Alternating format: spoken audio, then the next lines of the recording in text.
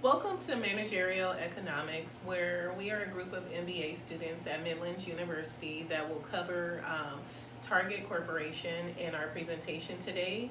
A part of our team includes Tracy Masker, um, Tommy Richardson, Christina Johnston, and Andrew Vermeer, and Tennille, myself. I would like to give you an intro on Target Corporation and give you some insight on how the company came into existence.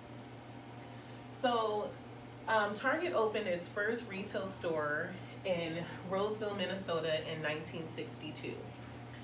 The opening of the Target store was designed to be an alternate to the Dayton department stores. Dayton was an American department store that was opened in Minneapolis, Minnesota, and it was designed for Target to be an alternative store to Dayton.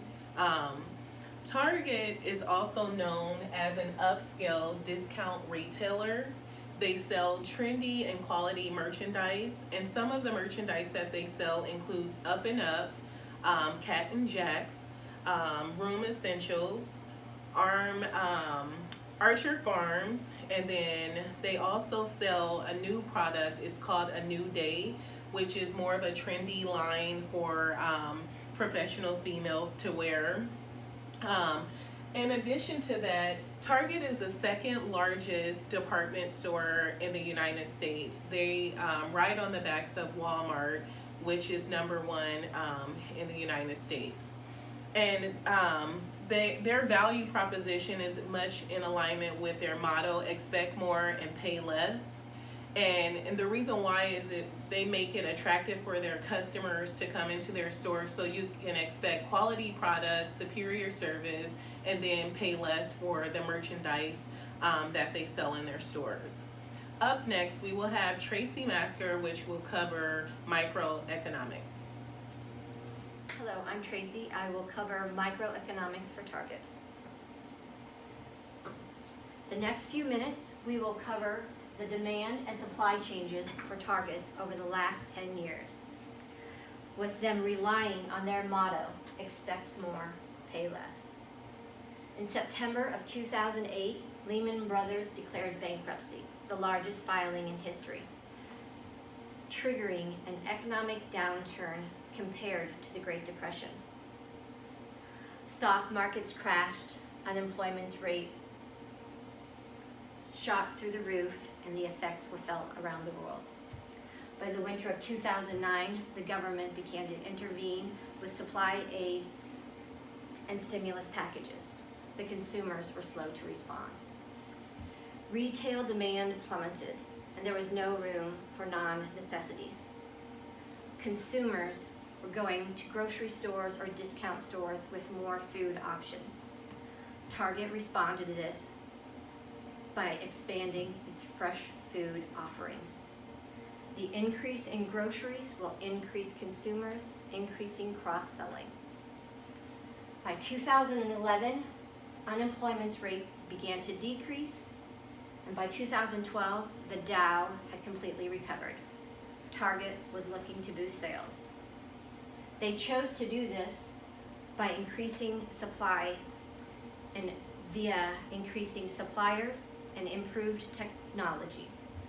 In order to meet the needs of urban dwellers, Target launched City Targets. These are mini super Targets with much of the same inventory as their larger counterparts, focusing on city living. Next, Target hoped to reach more e-commerce shoppers with the release of their Cartwheel application, and this was to bridge the in-store and social technology. Over the next 4 years, the strengthening consumer confidence combined with tax cuts and technology improvements, we can say the retail industry was thriving. There were increased consumers, increased demand, improved technologies, and future expectations were very positive. Along with these economic factors, though, brick and mortar stores are failing due to e-commerce.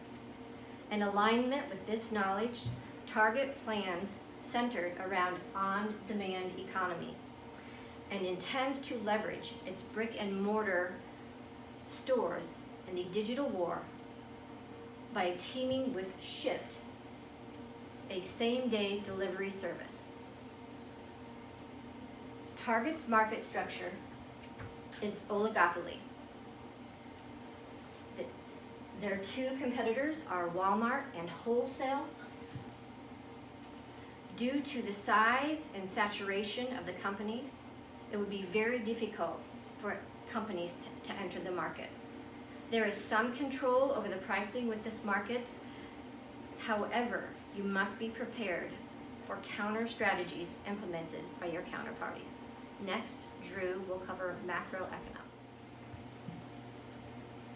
Hello, I'm Drew Vermeer, and I'll be talking about the macroeconomic factors over the past decade and how they affected Target's financials. Beginning in 2008 with the Great Recession, which was largely attributed to predatory lending practices, poorly underwritten collateralized mortgage obligations, and the eventual foreclosures on many of these loans, our country saw a GDP decrease of 2.6%, which was significant considering over the past number of years our GDP had steadily risen. At this time, Target's gross profit remained unaffected though, as they were slow to catch up with the negatives that were going through the economy at this time.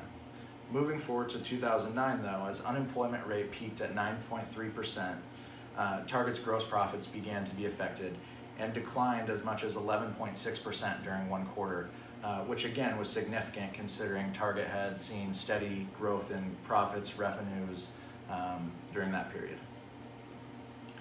In 2009 through 2013, during the recovery period throughout our economy, Target experienced steady increase in gross profits and revenues, a steady increase in GDP, a decrease in unemployment rate, which as it stands today is one of the lowest it's been in the last 40 years, a 12% increase in salary growth, which was significant during this time as salaries had declined during the Great Recession. And with this increase, there was more money available in the economy and consumer confidence was rising, which increased Target's financials. In 2013 though, there was a cyber attack at Target that affected 41 million credit card holders that had Target credit cards, which resulted in 8 straight quarter decrease in net profits. Additionally, 18.5 million was paid out in settlements to these cardholders. Moving forward to 2017 to where we're at today, a huge factor in the economy was the presidential election where President Trump was inaugurated. We've experienced growing GDP during this period, a decrease in unemployment rate, decrease in consumer savings, and an increase in wage growth percentage, again, from 2013. And this is largely a result of the 2018 tax reform, which saw tax brackets decrease, which will leave more money for these corporations to increase wages, commit more dollars to R&D, and thus improving and continuing the growth our economy has experienced over the last 7 or 8 years. Next, Christina and Tommy will discuss the projections and estimations over the next 5 years. Hi, I'm Tommy and this is Christina, and we are going to spend the next few minutes talking about the projection over the next 5 years for the micro and macroeconomic environment for Target. For the next 5 years, we are expecting the booming economy to continue. The Fed has had 2 interest rate increases in 2018, and we are expecting 2 more this year. We do expect them to continue to manage interest rates to curb inflation. In addition, we expect GDP to increase and unemployment to remain low. We also expect the Trump administration to continue to find ways to put more money in the hands of consumers and the corporations. Target and other retail companies, for Target and other retail companies, this means they can expect consumer spending to continue and remain strong.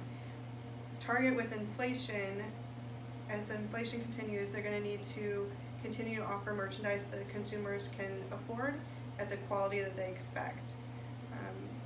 They also in the future need to continue to guard against any further cyber attacks by updating their software regularly. One way that they have done this and improved their technology, they have offered more self-checkouts.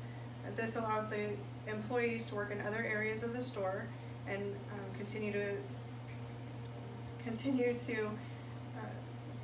put merchandise on the shelves that the customers or consumers want. Another thing that consumers have asked for are a more convenient way to pick up their merchandise. So they'll order their merchandise online or through their app, and then they come to the drive-up service, let Target know they're there, and then Target will bring out the merchandise to them. Target will need to continue to work on their transportation. As prices change in the transportation, they'll need to continue to watch the cost of their transportation. And next, Tanil will close out the presentation with some recommendations for Target. Final recommendations that we will make for Target in concluding our presentation. Target has inevitably made a comeback from the recession of 2008, but as any other organization does, they have opportunities to continue to evaluate methods to boost their profits.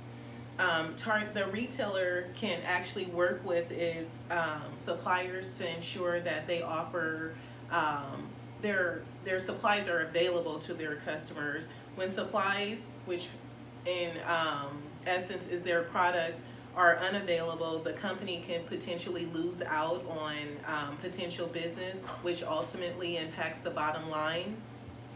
The other recommendation that we would say that Target could make is implement a strategy for inventory management, which impacts their profits.